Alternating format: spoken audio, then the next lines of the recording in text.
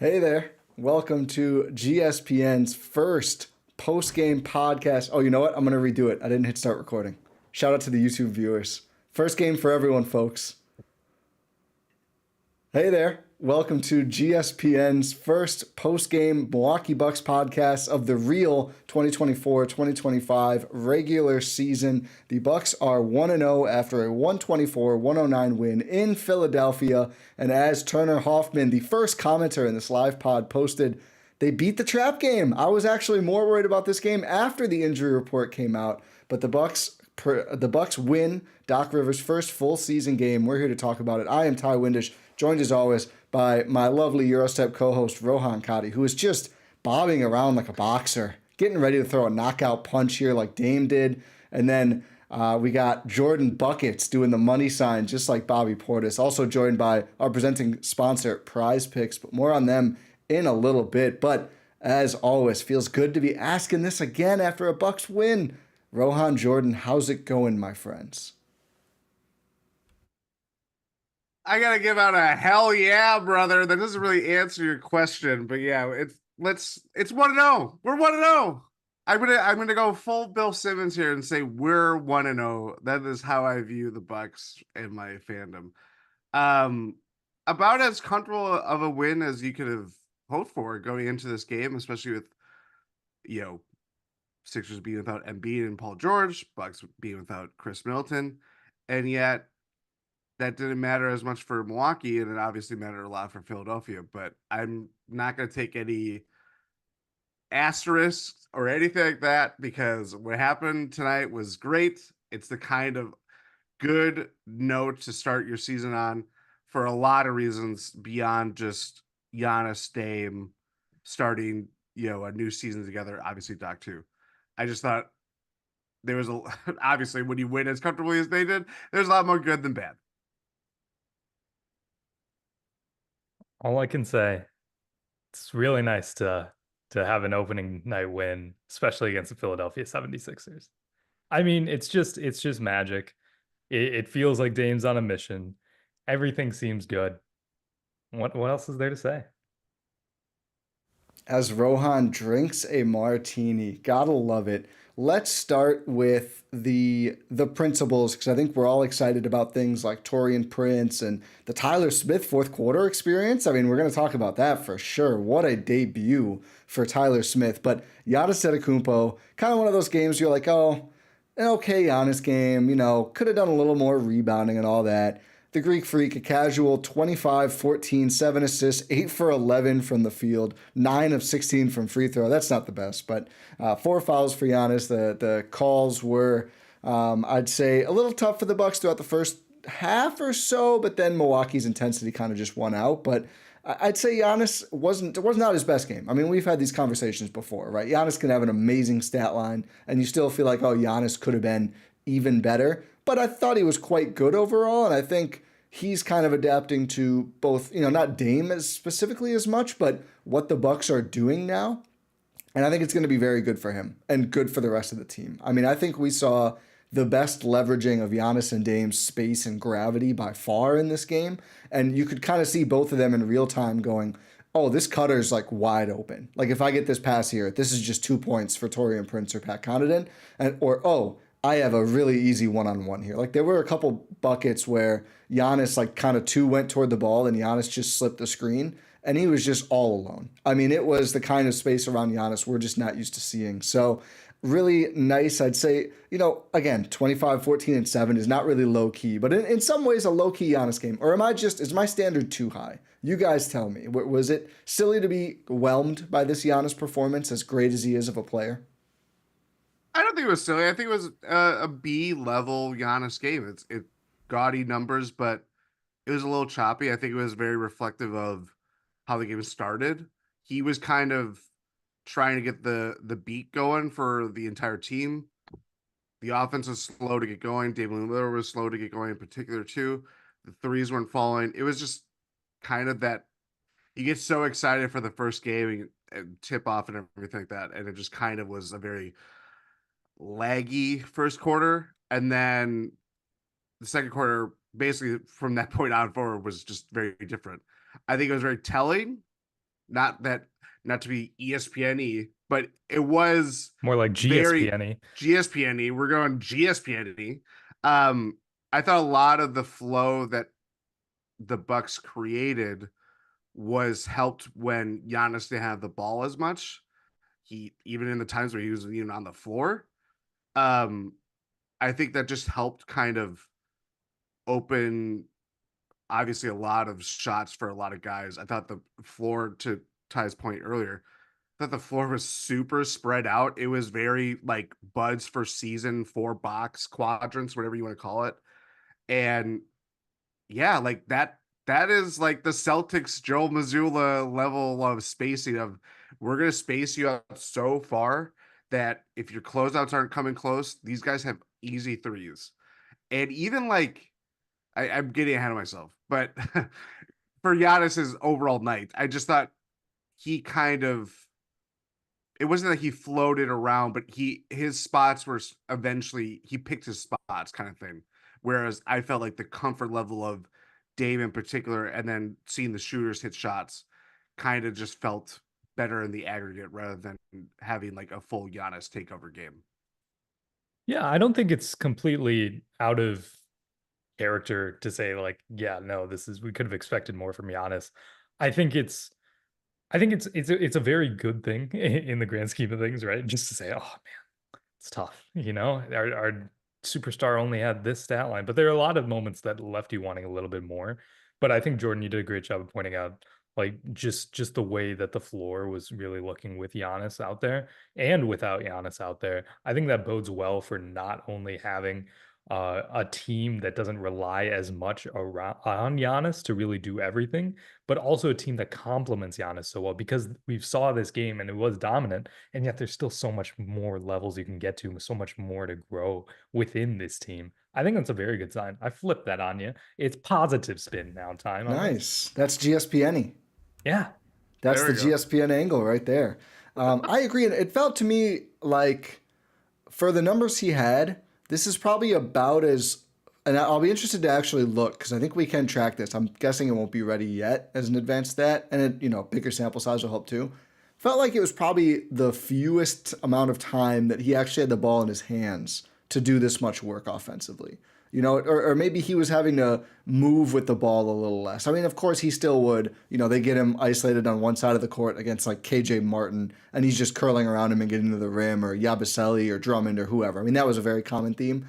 But it felt like a lot less of the, I don't want to say dreaded, but the old Giannis starts at the top of the key and makes his way and has to do so much. It felt a lot more like, okay, we're gonna post you on one totally open side of the floor, and we're gonna have Taurean Prince cut to the rim, and Dame and Trent and Brooke are gonna be spacing out.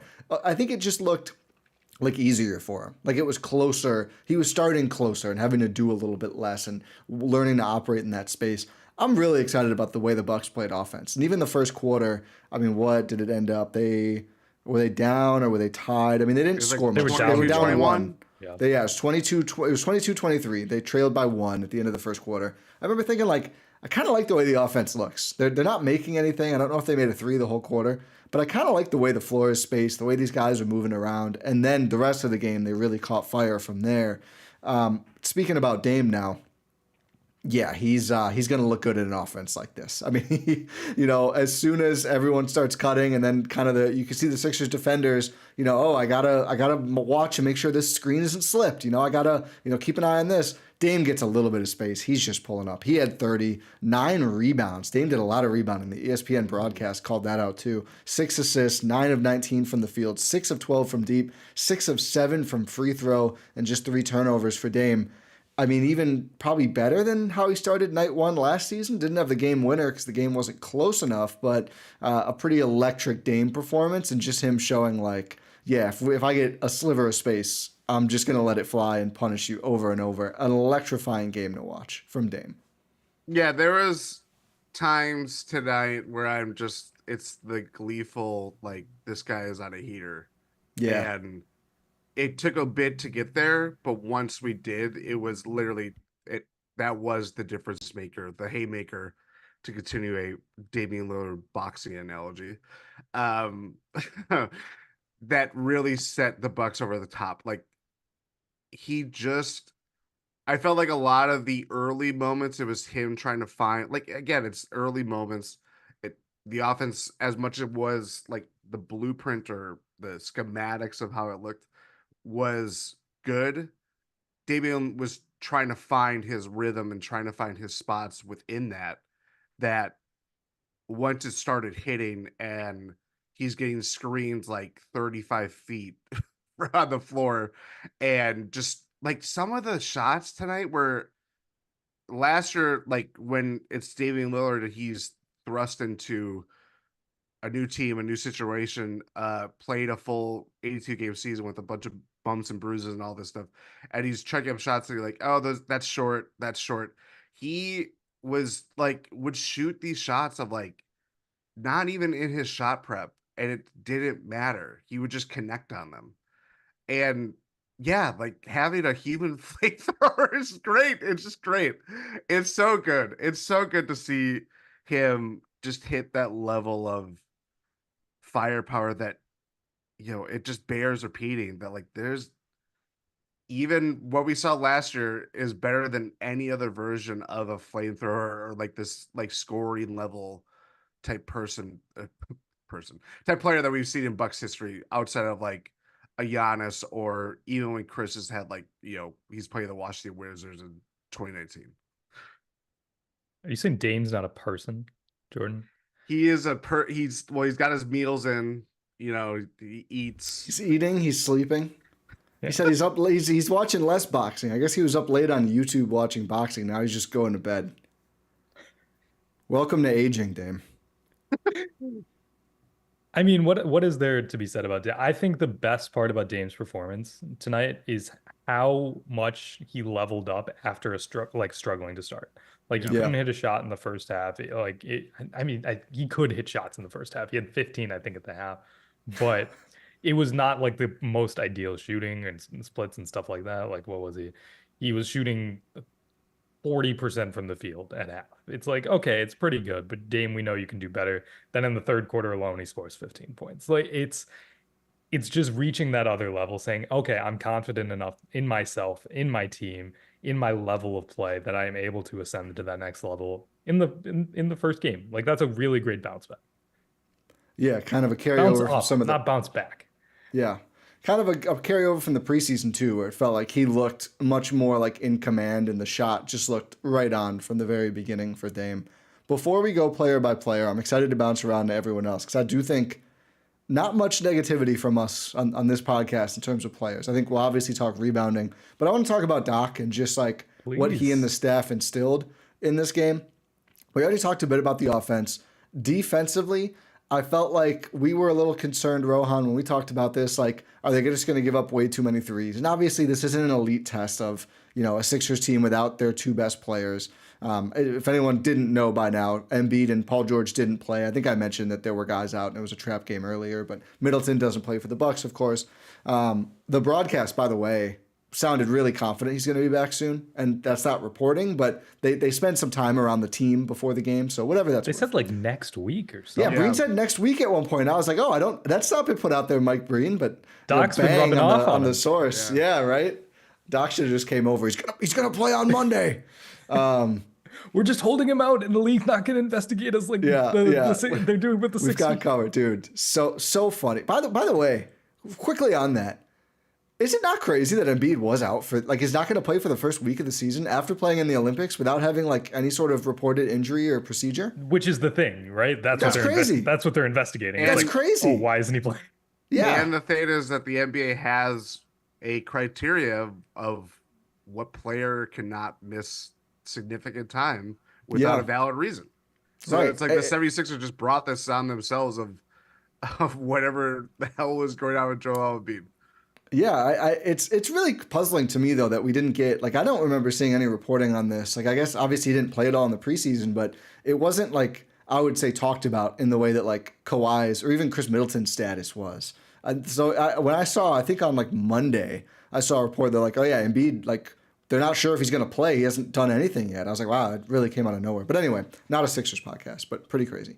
But the defense I thought looked really good until the rebounding. They couldn't finish possessions, but I thought Gary Trent Jr. and Taurean Prince were really physical, really fighting, really in the right spots, making it hard for drivers. And then, of course, man, he is so back. Get the DPOY campaign rolling again. Not yet Victor Wembanyama. Brook Lopez, I think he had, what, six blocks?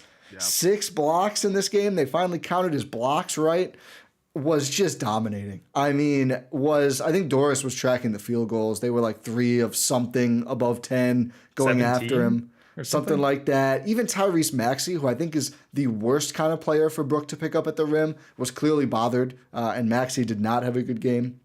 He ended up shooting 10 of 31, oh my God, from the field. Not a lot of offense outside of him and Kelly Oubre for the Sixers and just offensive rebounds. But I thought defensively, I really liked the structure. They need to rebound better. We know this. We knew this in the preseason. But I thought the first action containment was a little better than I expected. And again, the reason I got sidetracked on Embiid is, of course, this is a weakened 76ers team. You know, we'll have to see when they play Boston on Monday, right? That's going to be a much different level of test.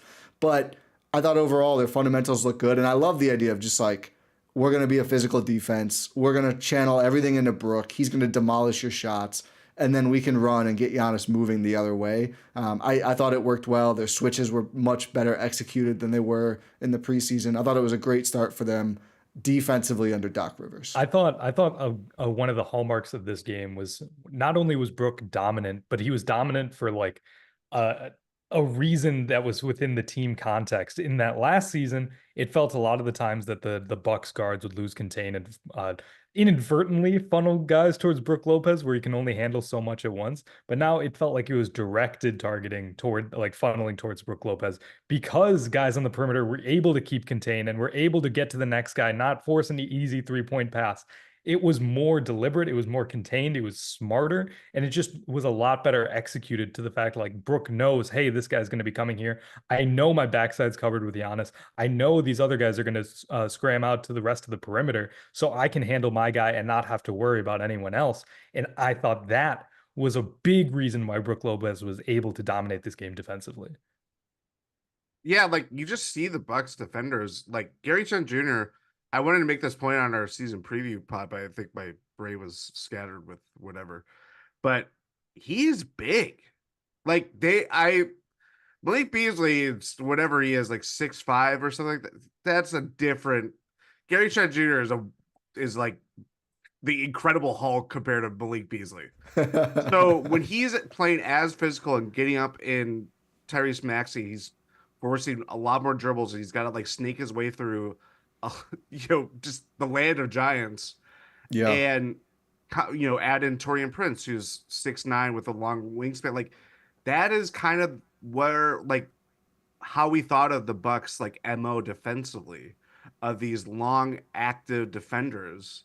And it's not like a Drew level guy, like where it's like this guy can just put him on anywhere and he's covering up so much ground. But yeah, like that takes you out of it. Like Tyrese Maxey, I know they were talking about plenty on the broadcast. Good God.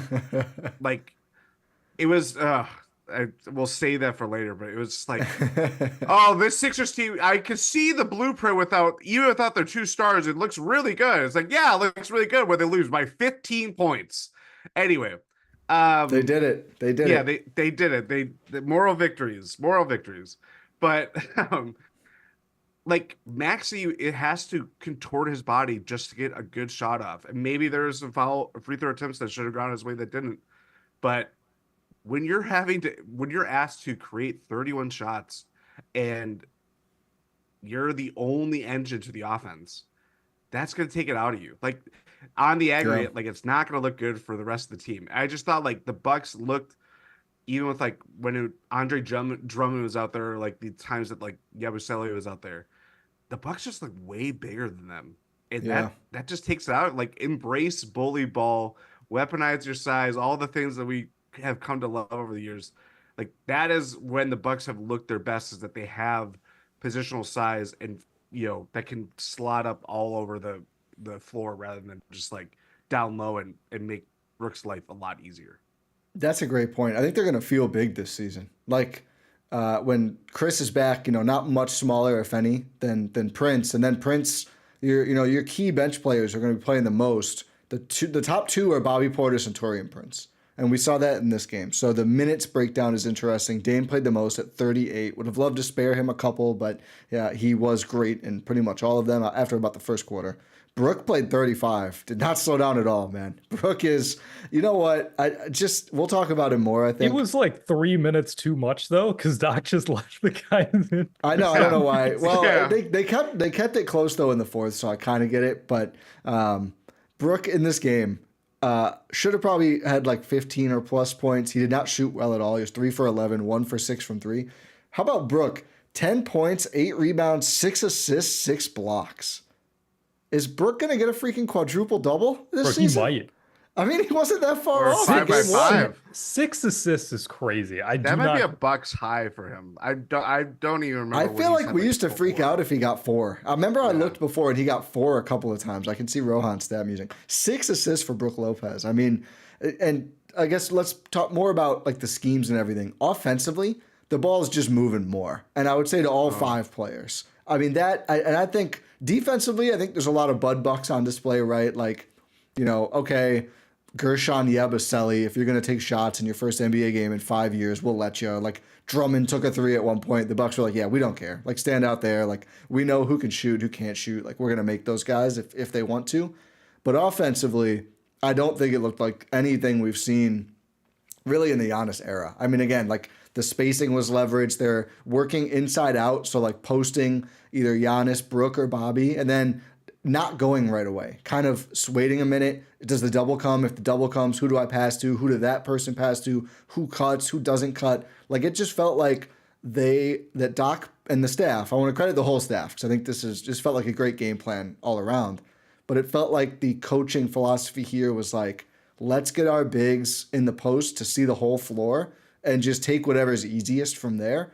And a lot of the Bucks' offensive possessions felt easy. It was like, oh, Gary Trent's just like stepping into a wide open shot after he pump fakes away a closeout. Or as I've mentioned a few times, I mean, it just felt like every other possession, Taurean Prince or Pat Connaughton was cutting to the rim and just getting to do an easy layup. And even some big-to-big passing, like Brook and Bobby finding each other and like getting each other on the run a little bit and getting to the rim. Like it just felt like, and I think Richard Jefferson or maybe Doris Burke used this term to describe just Dame, but like it felt like there was no wasted motion offensively for the Bucks. Like everything was so intentional and it got them so many good looks. It was such an exciting offense to watch. Jordan, I can tell you're pumped too.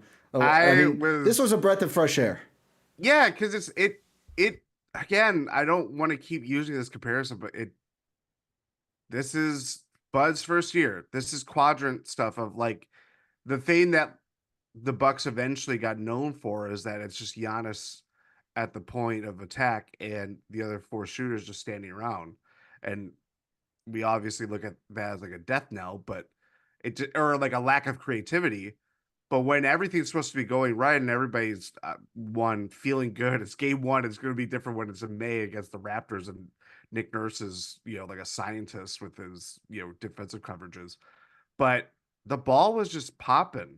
It was great to see like how spread it was, but it's off of handoffs or like just simple passes and well-timed cuts of just like, they know that they can just go diagonally cut and it's right there. They spread the floor so much that there's no rim protector. Andre Drummond or whatever big that the Sixers had and was playing, it's just not there.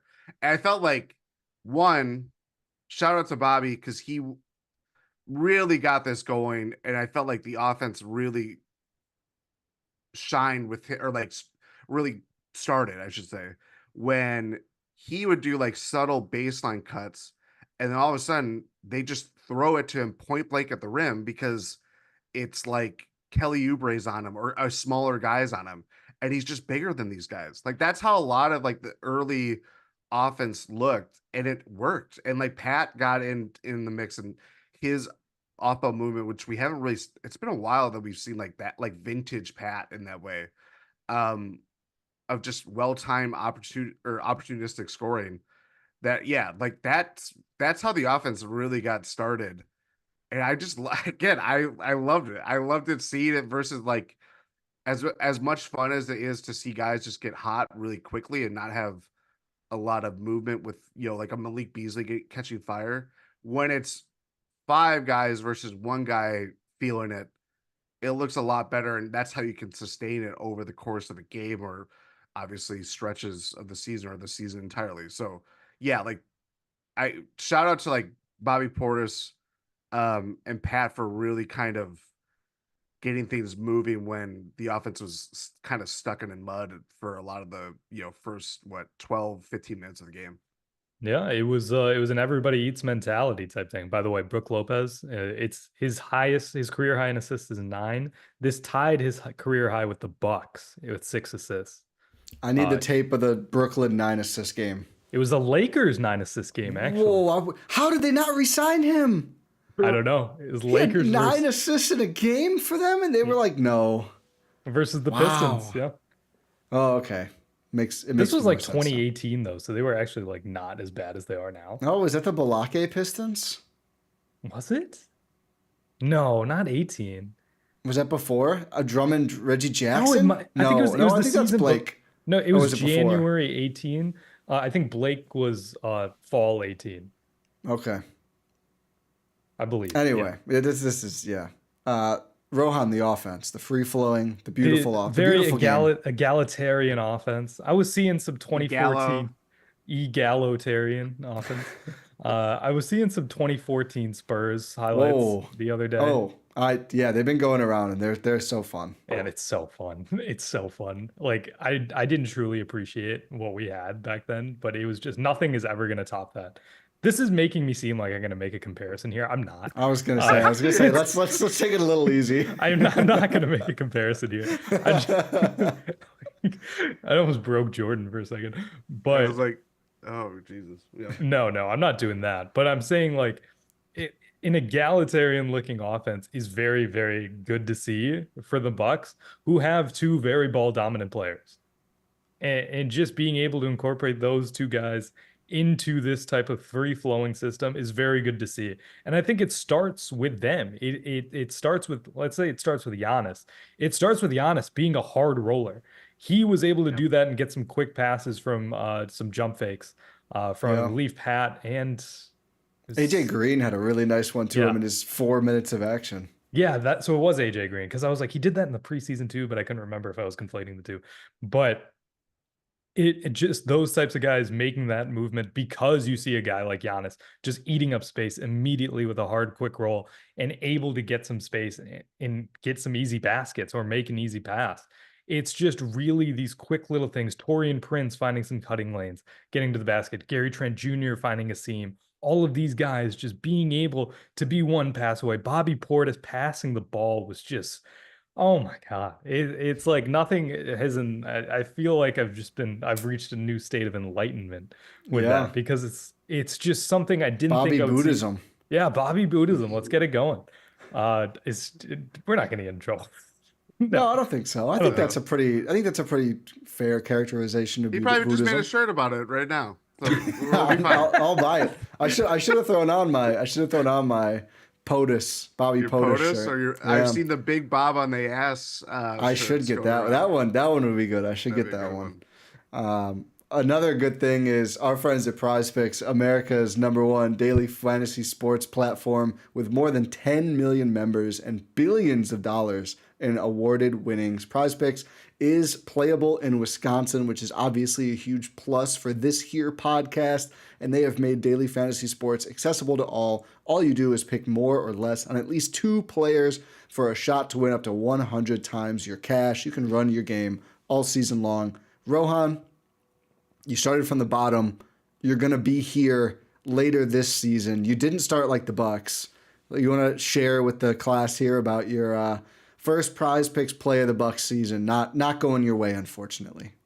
Yeah, so it was this was a four pick responsible deal. From you. Yeah. It is traditionally only 4. So we had Gary Trent Jr. more than 12 points. That did not happen. 11 right there. 11. Sorry. Yeah. I didn't refresh this. And then we had Taurean Prince, less than 8.5 points. Dude, 16. He said no way. Started 4 for 4 from 3, 6 for 6, I think, from the floor, and 6 for 7. Giannis Antetokounmpo, more than 28.5 points. Oh, 25. Those free throws, man. Mm-hmm. I know. And then Tyrese Maxey, more than 32.5 combined points and rebounds. He ended with 31. Oh, that one hurts. That one hurts. Shout out to Gary Trent kind of denying you twice on that particular run. But if you think you can do better than Rohan, and listen, Rohan's normally quite good, but tonight you could have done better than Rohan. I was Download the Prize sacrificial Picks. lamb for the Bucks. Yeah, exactly. It was worth it. Download the Prize Picks app today. Use code Eurostep to get $50 instantly after you play your first $5 lineup. You can find a link to this in the description wherever you're watching or listening. That's the Prize Pick app. Use code Eurostep to get $50 instantly when you play your first $5 lineup. Prize Picks, run your game. So you could have gotten $50, Rohan, if you had just signed up. Look at that. That's what we call a win-win in the business. Talked about the Bucks offense, the Bucks defense, Bucks role players. I mean, we've referenced them a lot already, but as fun as excited as we are about Gary Trent Jr., and I still am, I'm still very high. I think he's going to have better games than this. Not saying he had a bad game by any means, just defensively I thought was really good. Offensively, only took a few shots. Taurean Prince, man, I almost feel like because of the damn Lakers fans, we got talked into, like, every time you were excited about Taurean Prince, it was like, but we're not that excited. He's got limitations. Like, yeah, he's a 6'8" wing with a 6'11" wingspan who shoots a ton of threes and makes them in the high 30s percentages and switches everywhere defensively and picks up primary options. But we're not that excited. We should be excited. He's a very good basketball player. And I thought in this game particularly, he did those things all very well. He also just filled in the gaps well. Like, he did more, I thought, like, cohesive, like, moving the ball, keeping possessions going, role player stuff than I expected from him. I think you think of some of these players, and in some teams, some players are kind of, as you mentioned earlier, Jordan, like, Taurean Prince has probably been on teams where he just stood in a box, and he shot threes and defended, and that was it. He was able to do and show a lot more tonight. 16 points, 5 rebounds, 3 assists, no turnovers. Just a wonderful, solid, productive game in every facet of the game. The baseline for Taurean Prince for me has been not Jay Crowder, and guess what? You're not Jay Crowder, Taurean Prince. No. You're not Jay Crowder at all. Yeah, he really, again, probably unheralded compared to Gary Trent Jr., who you're seeing, a lot of those shots that Tyrese Maxey's attempting, Gary Trent Jr.'s on him. Taurean Prince was switching on to him. He's moving around. Just his activity, I just felt like he played his role very well. And I was wondering, I was like, are they going to go more size with Bobby in the starting lineup? Or are they going to go? And then I was like, oh, it's Taurean Prince. What am I doing? Like, it's such an easy plug and play option to go to if you're not going to have Khris for tonight or whatever stretch of time that he's going to miss, or Mike Breen's breaking news. But yeah, like, it works so well. And maybe the bad rap of Laker fans see him, go ISO, and that's how they put the stamp on a player, like, forever, will ruin role players that aren't as good as LeBron James or Anthony Davis or even D'Angelo Russell or whatever. But yeah, like, if he's gonna do that and play good defense and feel comfortable within the system and not be asked to do a lot, like, again, Dame was getting the fire started with his threes, and then it would be Taurean Prince 3, Taurean Prince 3. Gary Trent Jr. starts to feel it. Like, that's where, in the aggregate, I keep using this word, but it's not just this, like, super high volume 3 shooting or high 3-point shooting backcourt of Damian Lillard and Malik Beasley. It's now, you can really space the floor if your starting lineup is obviously Dame, Gary Trent Jr., Taurean Prince at the 3, Giannis, and then Brick. Like, again, it's not sexy, but all he has to do is just be in the starting lineup, play next to guys like Giannis and Dame, and play his role to a T. And I thought tonight was a perfect example of that. What more can you ask for, man? Like, just truly, what more can you ask for? He slots in as a perfect role player for this team. And if he's hitting shots like this, and I'm not going to say he's just going to be consistently hitting shots like this, but he's capable of it. We know that now. He's definitely capable of doing that in a Bucks uniform. Pass the test with flying colors, man. It's so good to see him, and it just fits in so well. And I think he's going to look even better when Khris comes back, because it's going to be in shorter spurts. It's going to be more like focused assignments saying, hey, you got to take this guy, you got to take this guy, being able to showcase more of his prowess on the defensive end.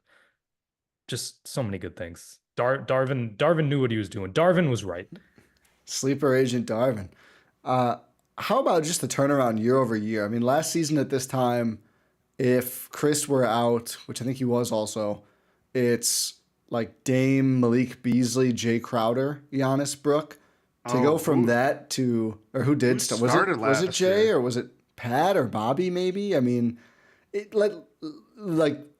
Prince, Crowder would have been in the rotation at least, and versus Prince now. Just feel a whole lot better in the non-Khris games having Dame, Trent, Prince, Giannis, Brook with Bobby off the bench still. Jordan? Khris did start, but it was only 16 minutes, and the highest minutes off the bench was Jay Crowder. So essentially kind of super sub. I just feel a lot better in this position with these two guys. I just think they're already great fits, and the team just looks so much more cohesive from the jump. Have we not really truly talked Bobby buckets yet? I mean, we've alluded to him. 16 points, almost all in the first half, 3 boards, 3 assists, 2 steals, 1 block, 70% from the field, 100%, 1-for-1 from 3, made his only free throw, talked a lot of trash, did have 4 turnovers, but I will say I think 2 of them were like in his first 2 minutes maybe. So after that, really cleaned that up, I would say. As I think you mentioned, Jordan, just looked really effective in the kind of new look offense, we'll say. Like in what they're trying to run right now.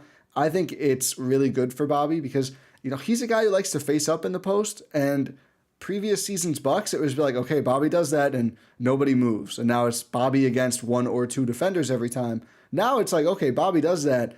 He's a good passer from that position, man. He sees the floor. He's able to get the ball out. I thought he had an excellent game. I thought really early on, I was like, okay, it's kind of classic Bobby game. And then from there, it took a really refined, I feel like, turn where I was really able to appreciate what he could do offensively. As someone who has been a Bobby Portis naysayer, to use his favorite term, got to tip the cap. This was an awesome performance. I thought he did good enough things defensively too. Had some bad kind of drop possessions, but he also did find ways to help on that end and helped with his rebounding as well. It was the second offensive possession of the game with Bobby Portis in the game. And I saw Dame just bringing the ball up the court. I saw Bobby trailing. I'm like, they're doing it again, aren't they? Yeah, here we go. Here's Damian Lillard dribbling the ball up the floor just to set up a Bobby Portis post up. And then I'm like, wait, Bobby's on the opposite side of the court. He's going to the corner. Dame's setting up offense on one side. Bobby's rotating. What's going on here? What is this witchcraft? This is allowed? Yeah. Doc, he changed the rules of the NBA. This is allowed now. It was really good to see. Like I said, Bobby Buddhism, man, reaching a new stage of enlightenment. Yeah. Because it's just, this has to be consistent. I will say that it has to be consistent. But out of the gates, it looks really good in terms of Bobby sort of shifting his offensive presence rather than just being a black hole on offense and then just being like a point leaker on defense. I don't know. There's not a good way to say that. Yeah. Like a Steve. Yes, that's point leaker. Rohan's making some pasta. He goes, hand me the water leaker. Point leaker is actually the original term that Don Nelson used for Marcus Johnson. Yeah. Right? That's what it was. Yeah, they're still arguing over who was the first, him or Pressey. Who was the first point leaker? Oh, man. I don't know what's going on. My brain's cooked. The martini. No, it's not that. I'll say that. Extra dirty. Yeah. It is. That's what else am I supposed to say? It's an extra dirty martini. He strained it through the point leaker and then put it in his glass. Oh, there you go. There you go. What was I saying? Oh, Bobby. Yeah. Consistency. Yeah. Like it needs to be shown like that he can do something else than just being that black hole on offense, like I was saying. And finding ways to get involved on the defensive end. He was showing intensity. He was, I think, the biggest piece of growth from Bobby Portis that I saw. Kyle Lowry was trying his best to absolutely rile up Bobby Portis, and Bobby was having none of it. He was like, okay, cool, ball up top. Just and a lot of ball don't lie, but like was on the edge of like I'm not going to get teed up or thrown out for this, which I agree. I thought that was great. It was really good to see more under control. He was running hard. out Yeah. there, like getting back on defense and stuff like that, filling the lanes in transition. Again, needs to be consistent, but it looks good out the gate. Bobby was on business. I love talking Bobby because I think the wind shifts so much with a guy Yeah. like him, especially when, offense first is his game. But when, again, how it started or how it looked for the offense where shots weren't falling, chemistry or just kind of like fine tuning precision and the timing of everything. Sometimes it's good to have a guy that's way bigger than the guy that's on him and just go bully ball. And that's how a lot of his points came early. It wasn't a big 3-point shooting extravaganza for him, but I felt like it's him doing those energy garbage man things that he loves, doing and just getting the better of smaller guys. Like a Bobby Portis heat check is not him hitting a bunch of threes, which we have seen him do as recently as like 2 weeks ago in the preseason game or whatever it was. Yeah. It's him feeling so confident that when on the other end of the floor, he's going to reach for a ball that like it's a slow pass or anything like that, and he gets it and does a one-man fast break, it gets fouled and or does his little like Giannis impression of getting down the floor and putting it home. And like that's the stuff that like he is not the greatest defensive player that has ever played in the NBA. I'm well aware. But you kind of let him freelance at the moments because he does have a good feel of when he sees just like a bad pass or bad activity or offense is kind of dragging for the other team, and he knows how to just kind of like just push it in further and just kind of needle at them. And I felt like that was like the Bucks just needed someone to kind of not get them out of a rut, but just get through that early rust that we saw that extended in basically into the second quarter. And I felt like Bobby was the guy that just like kick that all out of gear and just like let's get into work and let's get into shape. Cool to see him do it on the road too. I feel like one thing Yes. that is a Bobby detractor point is like, oh, at Fiserv he's a different player. This was Wells Fargo, and I think he still had a similar. Obviously, he's not getting the Bobby chant from the Philly crowd, but had the similar impact on court and with his teammates. So awesome to see. And I will say, despite our and other, kind of chagrin about all things Bobby from time to time, Doc has been pretty consistently like we need him. Like he has a really important role for us. And Rohan and I's talking point was he's got to figure out a way to fit in with the team. The results there are really good. It just felt a lot less like, okay, to Rohan's earlier point, we're going to dump the ball down to him. He's got his back to the basket for 13 seconds and he's shooting. And a lot more of like, we've incorporated his game into our offense. He's still able to do the things he does well, but it's just not on an island anymore, which I think is also true for like Giannis we talked about earlier, and Brook. Although Brook still is, going to chuck away his threes, they're getting him at the rim more. I mean, Brook took free throws in this game, 4 of them. Not always a steady occurrence for Brook Lopez. Made 3 of the 4. You can tell, by the way, they love relying on him as a screener. I mean, if things slow down a little bit, Dame is like, Giannis, you go over there in the dunker. You clean this up. Brook, get over here. I want to be wide open. This was like the classic, like you look at the box score. If you just look at the shots, you go, oh, Brook, crappy game. Did all the little things so well. I mean, I think we already talked. I just, every screen, I was like, beautiful. Screen, rescreen. The one at half court to get Dame that easy layup where you could tell, like, didn't sell it too much. Don't want to get the offensive foul, but I'm just going to disrupt his defender a little bit. He does all these little things, just beautiful. I just had to shout out his screen game. It was remarkable. I loved it. It's great. Brook Lopez is good. Like, Yeah. especially, I think now it's gone so far that every summer we deal with like how do they Yep. change up their defense? How Brook Lopez can't be the focal point of their defense, and it's like you need a big body out there. And there's Yeah. not as far as like the concerns that we have over his durability. It's his 17th season. Yep. Like the succession plan of Brook Lopez is a real thing. But for as long as he's out there and is starting and is this perfect complement to not just Giannis anymore, but for Dame, like, yeah, he didn't have a great shooting night, and that's going to happen. But when it looks like 76ers can't score over him or have to actively, I think even Bobby was like, because he was mic'd up for the game, was saying, like, why are you trying him why do you keep trying him? Like he's so freaking big. It is so long that it's like it just does not work when you're like point blank and he's just towering over you. The So, one yeah, on like, Caleb Martin was Oh my like Caleb God. Martin was like laughing afterward. Brooks spiked that ball. Yeah. It was loud, dude. it felt like after every block, it would just get more like violent, like the preposterous like 2K blocks where like the ball just like bounces like that, like volleyball spike. Like that was happening a lot more as the game wore on. I was like just cackling. I'm just like, yeah, this is vintage Brook Lopez. It's just how it's gonna be in. He's got that new dad energy. Yeah. That is true. That is true. We got a Hey, couple new dads on this team. Yeah. If it works for the opponents, it's got to work for the Bucks, you know? Yeah. It seemed like it did. It seemed like it did, at least in night one. I forgot to say this earlier. Everyone watching on YouTube, please give us a thumbs up so we can crank up the algorithm and go super viral. Rohan, you've been nice. You've been going third a lot of the time. Who do you want to talk about, or what do you want to talk about next in this fun first post game podcast? Ooh, that's a good question. I want to talk about Tyler Smith. Yes, I can't tell if you're joking, but I'm all in on I'm this. like half joking. It was like 2 minutes, but also I was like, what's going on here? 2 minutes, 13 seconds. And I was like, when I tweeted, I was like mysterious. I was like, he's on a very, very intriguing trajectory right now. Am I wrong? No, you're not. Because it's like, oh, he hits his first shot. It's just a wide open three. And then he gets a crazy putback dunk. Yeah. He does commit a foul because who was it? Ricky Council just decided to go at him. Yep. But it was weird. It was crazy because when they subbed him in, I was like, why is Giannis still out there? Because he just looks a bit like Giannis out there.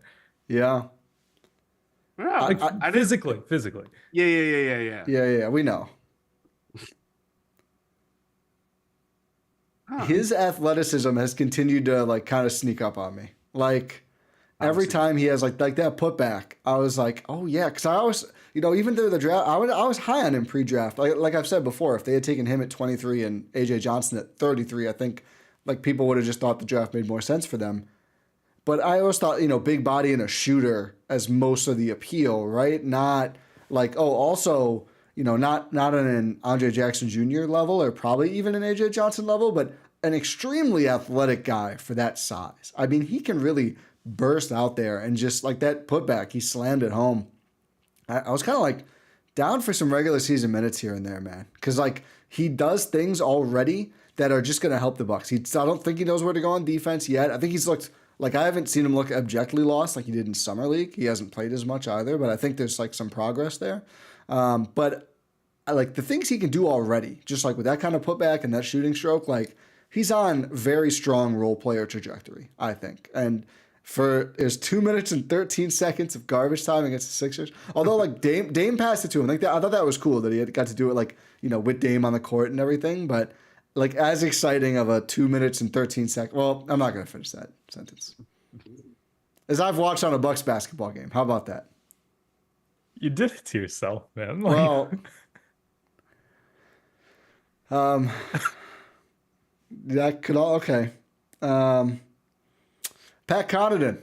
Yeah, that's the speaking guy I of- actually wanted to go to. Yeah. That's, like when I was half joking about Tyler Smith. When what a wild 2 minutes and 13 seconds. But but Pat Connaughton, in his 20 minutes and 54 seconds was just incredible. Like it's just it in terms of being like, what was he, the second guy off the bench, first guy off the bench? Second, and Second. he played the seventh most minutes, and there was pretty much a top seven, then an eighth, and then kind of everyone else to a certain extent. Listen, you were right, Ty, about like not trying to factor out Pat Connaughton. Thus far, again, one game, small sample size. Hey, there's an unrelated 24 right behind. Right So behind happens Ty. to be back there. I know, it's crazy. That reveal you did, like, what was that, 2 pods ago, was crazy. Yeah, yeah. I was that like, was I fun. can't believe you played that really I well. was so still the whole. I was like, I didn't notice it at all. But Pat Connaughton, man, he wasn't hitting his shots too much. What was he? 1 of 5 from 3. But he was just making winning basketball plays. He was moving a lot. He was passing the ball well. in terms of the flow of the offense, not necessarily leading to assists, but like getting the ball moving, getting guys moving well off ball, and defensively just being in the right spots. There was a few possessions where he was just acting as like an emergency container on drives, even though he doesn't necessarily usually play that role. It's like, oh God, the big's not really covering. Pat Connaughton just comes in out of nowhere and starts to help play contain. And I'm like, oh, that's cool. That's awesome. He can do everything on the basketball court. That's his best asset. There's not a single thing that you need a basketball player to do that he cannot do at least like reliable level, like replacement level or a little better. Jack of all trades, master of none. Yes. Yeah. And if he can master the shooting stroke again, then he's an extremely valuable player. But even if he's just like streaky with it still, he's still going to help this team, I think, especially the way they're actually moving on offense now makes a player like that much more valuable. That's how Pat looked Bud's first 2 years. Yeah. And then it kind of evolved into, as his shooting stroke got better, and obviously the finals were where he's getting Mike Breen Bang calls on there. It just felt like a kind of like back to basics kind of game. And I think as much as Bobby was good in setting the tone or kind of stringing along good offensive possessions, obviously just scoring the ball, Pat was giving them a different dimension of just moving around. Like just as much as it was like great to see like the screening ability like of Brooke, Bobby was doing some good screens, Giannis too. It's good to see off-ball movement. Like that is the thing where things just kind of get glued up with the offense. Obviously, when things go badly over the last couple of years, but when you have a guy like who's still athletic like Pat, and he's just kind of moving around and just takes the attention away from obviously defenders, like stresses more attention on the guys with the ball in their hands like a Dame. It just worked out so well and made the offense look really good tonight. And I think that's, again, to go back to a blueprint kind of thing, that's a good way for him to look like he did tonight. And obviously, if this is like what the rotation is going to be like with or without Khris, this can work like over extended stretches. Yeah. And I think that to me is probably the biggest encouraging thing that I've just watching one game and try to extrapolate over 82. I think that to me is like when Pat Connaughton doesn't have to be relied as like the big bench shooter or bench kind of like spark plug, and you can rely on the other. I know Gary Trent Jr. and Taurean Prince are starters, but the off-ball shooters that can just keep shooting shots and hopefully they're going in. That's going to make Pat's role a lot easier, where he could just do a little bit of everything and keep things moving in the right direction. Yeah, I think, you look at Dame and Giannis got theirs, 55 combined points. Like they were dominant. Pat is 1 point away from making all 7 of the guys who played more than 14 minutes score in double figures too. And that's on a night where, again, Pat's 1 for 5 from 3, Brooke 1 for 6 and still barely got there. It felt like a pretty even scoring performance where it wasn't like Giannis and Dame would have their little runs where they were just not guardable as they do. But it wasn't like, all they had was Dame for a full quarter. Like it was like Dame hits a couple and then, the defense shifts a little and now Gary Trent Jr. is wide open, or, as we've talked about 100 times, it feels like. But it's hard not to gush over this kind of performance because it just felt so refreshing and it was so fun to watch.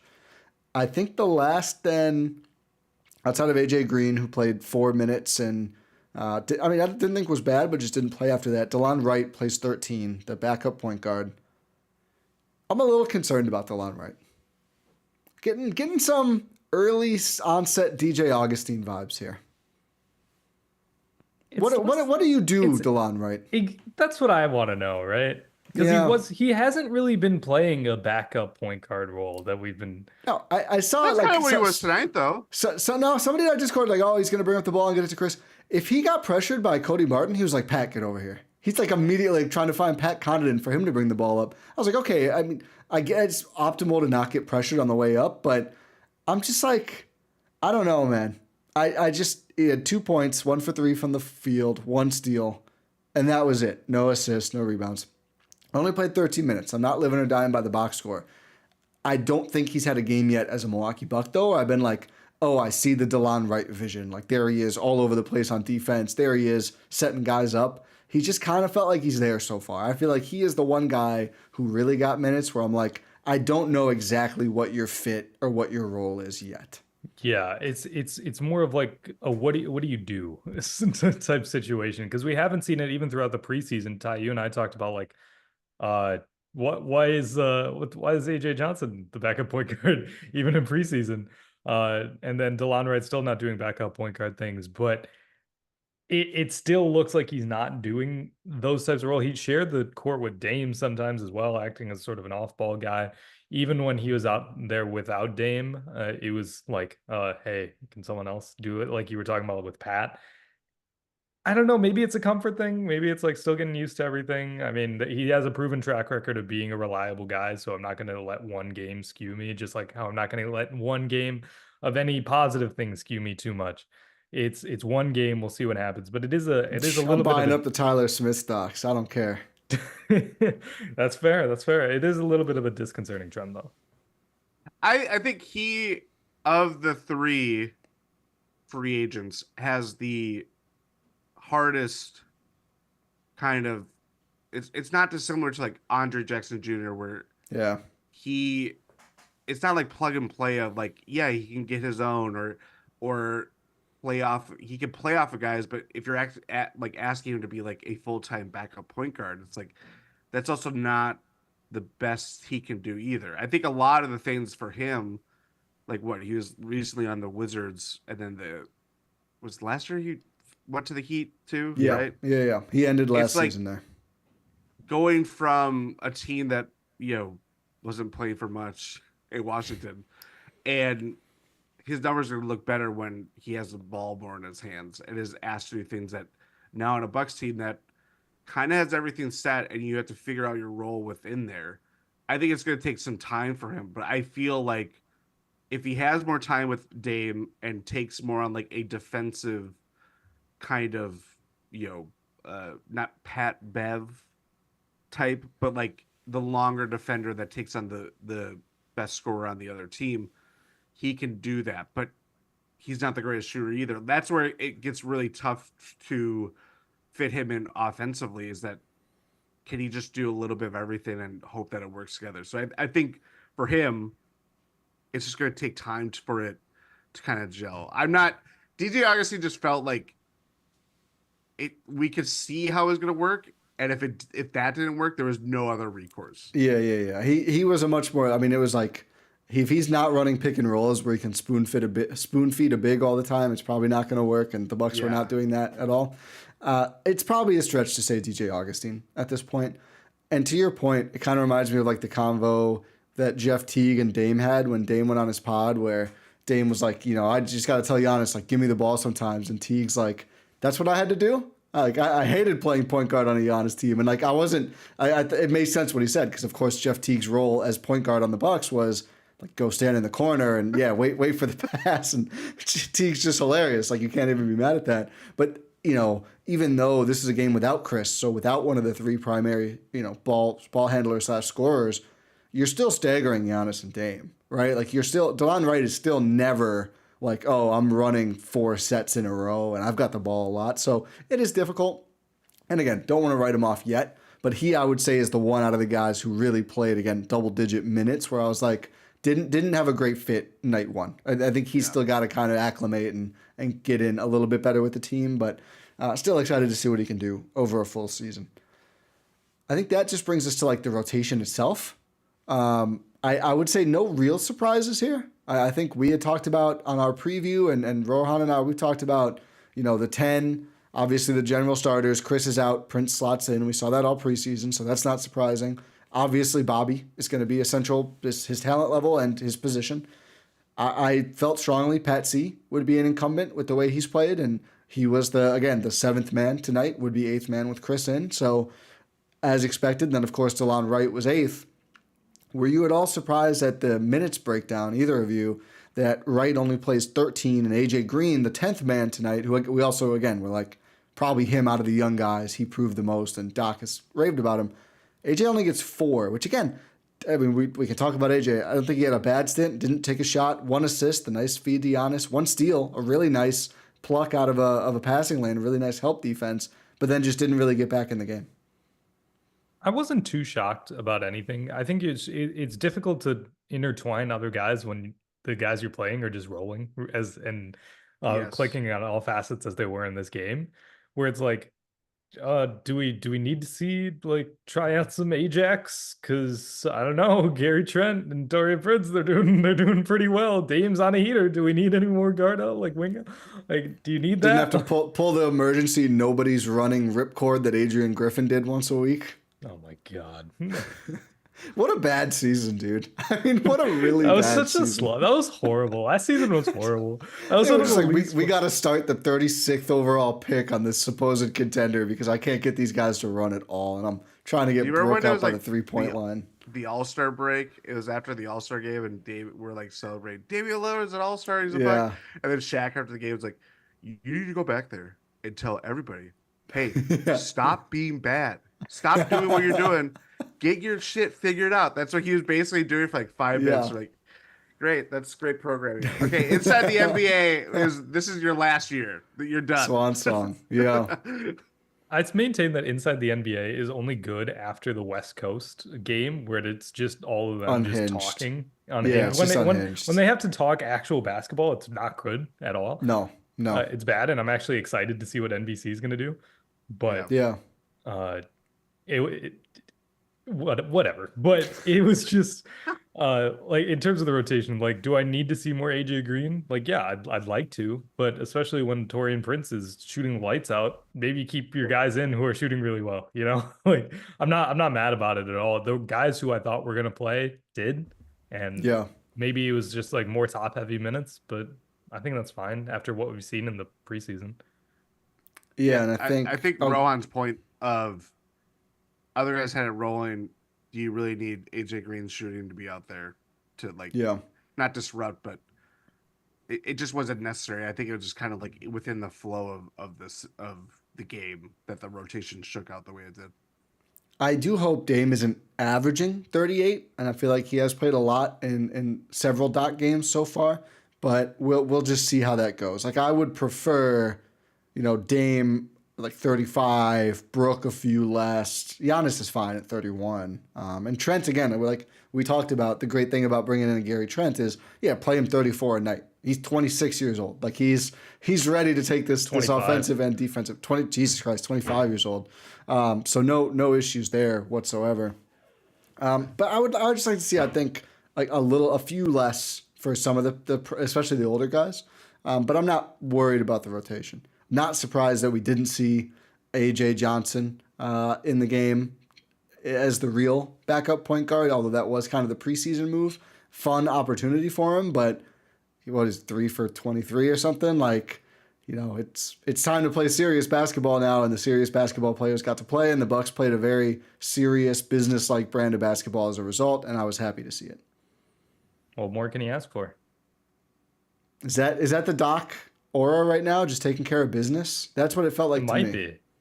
It is. Jordan, your tweet about the Willem Dafoe pose is just killed me. Just killed me. I knew I've been searching for them for like, there's a photo that looks like Doc's pose. Like, oh yeah, it's that. That's what it is. He is. I can't only say it so many times. So I'm just all in on the Doc experience right now. He's cussing Eric Name in their one-on-one, just cussing up a storm to Eric Name in the one-on-one, just F-bombs left and right. To the ESPN broadcast, like Doris, like I had to clean up the language. It's like Jesus, I didn't know we had a freaking sailor for a coach. Doc's now. on his George Washington shit. Just every other word is. It is funny going from our preview pod of like, yeah, he just came off the golf course and that's just how he kind of approached the season to now be like, okay, we're getting down to business. There's no effing around. I know I swore before, but I'm not. Rondo's here. Rondo's here. He's the bodyguard. If you guys get in line, he knows how to throw a basketball right in your face, like Air Bud. Is Rondo the Delon Wright replacement? Oh wow. Maybe they'll coax him out of retirement. He played like not that long ago. It wasn't too long ago. You won a title with the Lakers in the bubble. but he also like was on the Cavs, and I was like, what? It's like Yeah. within the last 3 years, Wow. which is He crazy. was on the Cavs in 21-22. Yeah. So Which- 3 seasons ago. That's crazy. But is he like 40 now? He's 38. Wow, that's not that old It's actually. not that old. He's Dude, younger LeBron than, is insane. Younger by than the way. LeBron and Chris Paul. Yeah. Or Lowry? is Chris Paul 38? I think Chris Paul and Lowry are both 38. By the way, I've just had enough. I've had to get out of here. Kyle ban Lowry. him. God, every game I feel like against the Bucks. Every Smack bullshit Giannis in the three, face. every shot in the face, every flop. It just doesn't stop. There's that tweet about LeBron from like 2015 where it's like, "Oh, thank God we'll be done with this fuckery soon." That's me with Lowry. Kyle Lowry. I'll throw a party when he retires. I can't wait. So sick of him. He never stops. What did he have in this game? It felt like 40.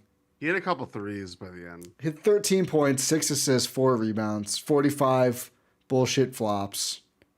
He was 3 for 5 from deep. Eric Gordon. He had 3 of their 8 made threes in this game. This like again, I'm gonna go back to just like trashing this like the Fawny over the 76ers when they lose and their fans are leaving with 5 minutes left in the fourth quarter. Like, Yeah, they make it shot- look like the into a dome on opening night. Yeah, Have you like, seen yeah, it's like the 70. dome. It's like 70% And- full. Good God! Well, of like, course it is. That is the other thing. They Yeah. were showing. They're just showing the outside of the We building. missed a look Brook at- Lopez 3 for the fucking Intuit Yeah. Dome wall. It's like they built this freaking stadium. Like let's look at it. Like they have it. Just We did not focus. get this with Fiserv. I saw someone else point this out, and I thought the same thing. I was like, we were not like, oh, look at the beer button. We're going to cut away from a whole different game to show you a building. Yeah. And Steve Ballmer's doing like his thing, like, oh my God, Derrick Jones Jr. Whatever. Yeah, it was just like Take-a-thon, take-a-thon, take-a-thon, take-a-thon, take-a-thon.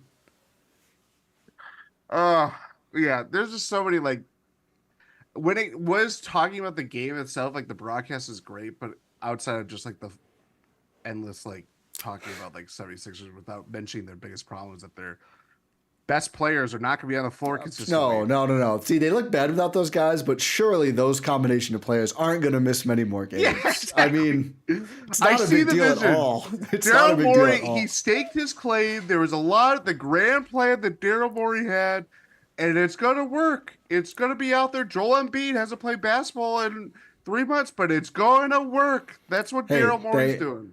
Outside of Embiid, they have one guy taller than 6'8". Half the bench is point guards. Most of them are old. This is Morey's best work ever. I mean, hats off. The paper championships are piling up for this guy right next to the carbon copies of the memos he sends to the leagues when his teams inevitably choke. I want to see what memo he's going to send after this game. Yeah. Doing a chicken wing dance. Giannis, Yeah. make your free throws, man. I know. You're almost 30 years old, man. Like, Shoot him. Just shoot him.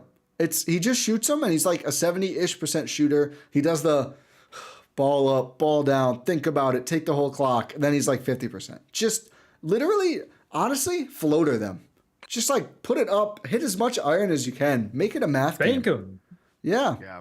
Just anything. do whatever you need to do, man. You could average 40 a game. Seriously. It'd be wonderful, honestly. We do have to do one more thing on this. Oh podcast. yeah. Oh my God, I totally forgot. It's the Bucks stock market. First game for everyone. Jeez. I've had the sheet up. I'm ready to go. I've got the Okay, I was tweet gonna say, drafted. are you tracking? Okay, Yeah, perfect. yeah.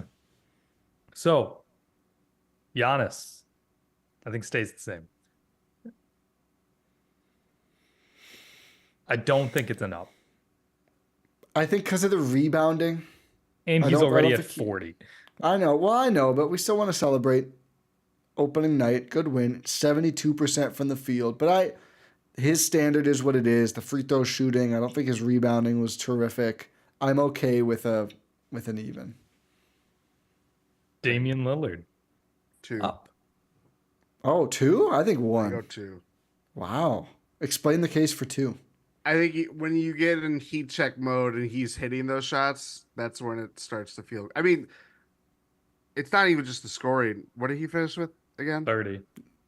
39-6. 39-6. Like that's pretty good. I believe too. I was looking back at it. Dame only had his season high last year of threes was 7, and he had Oh, a he's couple close. games of 6. So like Yeah. once he figured out the shooting, I just felt like that's where things set it off. So I would go 2, but I understand 1. I did see him fly in and grab a board away from a Philly big at one point after they struggled with rebounding in the first. Also, they cleaned it up too. I think it was like 9-4 offensive rebounds allowed in the first half to the second half. Yeah. I'm on board with 2 as well. Okay, let's do it. He's going to be at 35. Hell yeah. Brook Lopez? I Offensive would give him disaster 1. class. But he had 6 assists. He did have 6 assists. And 6 blocks. He did have 6 blocks. I think a 10-8-6-6 is a damn upstock. Yeah, I think that's 1. Even in this economy, I mean, when you have 6 Inflation or more, counts for everything, and Yeah. I mean, listen, it was a bad shooting night, and I thought his screening and everything. I mean, he did have 4 turnovers, but I don't know, man. 10, 8, 6, and 6, it's just numbers, but those 4 numbers happen to move me. I mean, I'm not opposed. I'll say that. It's a good Bucks win too. Good. Yeah, you know what? Good Bucks win. He was second on the team plus 18, by the way. Dame was plus 19. That's a good effect. Everybody in the real rotation had a plus minus, which is nice. Nice. Gary Trent, I think, stays the same. He's at 21. Yeah. Bobby Portis, He's got to get at least 1. I think 1. I think 1. It's a nice game. So he goes up to 21, matches Gary Trent. He's catching Green him. Prince, He's got to get Up 1. 1. What is he at now? he is at 16 right now, based on our IPO. And he scored 16 tonight. And he did. His jumper was now wet with 2 T's. Now he's got to score 17 tomorrow to keep up the next game to keep up the trend. We'll just keep going up 1-1 every single time. The amount of points he scores is his stocks for that game. We have to adjust it accordingly. He scores 50 in a game. We should have to increase it to 50. If Taurean Prince scores 50, we'll keep it at 50 for the rest of the year. I vow. We'll have a Taurean Prince memorial spot and for we'll him. We'll put it in every tweet too. No movement, but Taurean Prince is still a 50, just so you remember that. Even if he's not a Buck anymore, we'll just say Taurean Prince still at 50, by the way. Still at 50. Delon Wright? No. I was going to say, are we moving him down? Moving down? No, I don't think so. I wouldn't say so. Just didn't do anything, really. Yeah, I think AJ Green is a wash. Yeah. Andre Jackson Jr. didn't play. Pat Connaughton? What's he at? 7. How many ups do you think Pat got last year? Just off the top of your head. Not many. Not a ton, I can say. Not many. We could pull it up later, but not a whole lot. I think it's not the great. The 3-point shooting obviously doesn't help, but how about a soft up? We won't say it, but if he does well again, we'll give him an up. I mean, this was, I think, better than a 7 kind of performance, but not by a ton. So I'm down with the soft upstock. And then earn it on the home opener. Everyone else stays the same. Do we want to give Doc? I'm down to give Doc 1. Somebody asked me on Twitter, what's the record for coach upstocks in a game? I don't think we're doing more than 1, but I thought, again, the process is the system. For Doc. The systems on both ends, I thought, were really effective and looked really good, and I think that's an upstock for now. So Doc Rivers goes up to 6. Okay. Let's go. There we go. Stock's done. What we've got here is we got Dame up 2, Brook up 1, Bobby up 1, Taurean Prince up 1, and Doc up 1. With the unofficial half upstock for Pat Connaughton. Yes. Sorry, I was like, wait, did I not write that down correctly? No. Like, you don't have to write that down. I was like, did I misspeak? No, my brain just exploded for a second. But yeah, it's happy to be back with the Buck stock market. If you missed our IPO pod, go check that out from a few weeks ago, where we have these starting valuations at. And if you're new here, we do this after every game. We tweet it from @Eurostep Podcast on Twitter. Every game, and the stock sheet gets updated. Links in the tweet, all of that fun stuff. And yeah, happy to be here for another season of the stock market. We're back. We're ringing the bell, right? The opening bell. Yeah, the opening bell. Well, we did the IPO, but this is 1st. You're ringing the bell, and when they're doing the bell in Philadelphia. Yeah. Yeah, they cracked the Liberty Bell. They did. They broke it. I don't know what I'm saying anymore. Someone else say something. Well, I think it's almost time for your outro, buddy. Unless you have anything else, I think we pretty exhaustively covered night one here of the Milwaukee Bucks season. Yeah, their home opener is Friday against the Bulls. Mm-hmm. Hey, Bucks fans, show out for that. Come on, what are we doing Yeah, here? yeah. Good. That's a good call out. What are we doing here? Just come on, do what you know is right. But yeah, well, thank you for all of the people who tuned in live to this episode of the Eurostep, or are just watching it after the fact or listening to it after the fact. Really appreciate you listening to this GSPN crossover episode here with me, myself, Ty, and Jordan. There's 4 of us. I said me, myself. I need to go to sleep now. Me, myself, I, Ty, and Jordan. Yeah, and then Ty and Jordan are here too. Yeah. You're a big Jim Carrey fan. That's what you are. Sure. I don't know what that means. Who isn't? For this record, what is that a reference to? Carry on, my wayward son. Yeah, there's a movie. Jim Carry On. Hey, there you go. I thought that's the joke you were trying to make, but I just came up with that. Yeah. But yeah, thank you for listening to this episode. Make sure you subscribe wherever you're listening or watching this podcast. Once again, appreciate those who tuned in live. Make sure you subscribe with notifications on for the YouTube channel so you know when we go live after these fun games like this. We do it a lot more during the regular season and, of course, during the playoffs as well. But yeah, super excited to be back for this season. Really excited to have everyone's support here, and we truly appreciate it. Pod Random. We'll talk to you next time.